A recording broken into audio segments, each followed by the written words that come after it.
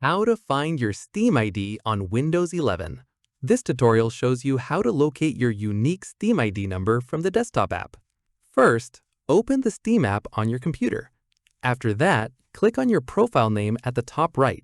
From there, click on View Profile.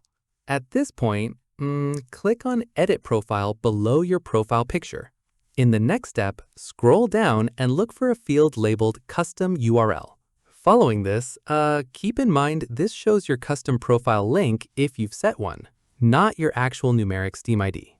Once done, to find your actual Steam ID, close this window and go back to your profile page instead.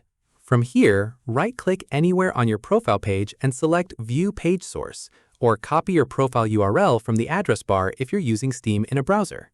At this stage, your Steam ID, a long string of numbers, appears within that page's URL or source code, usually after steamcommunity.com/profiles.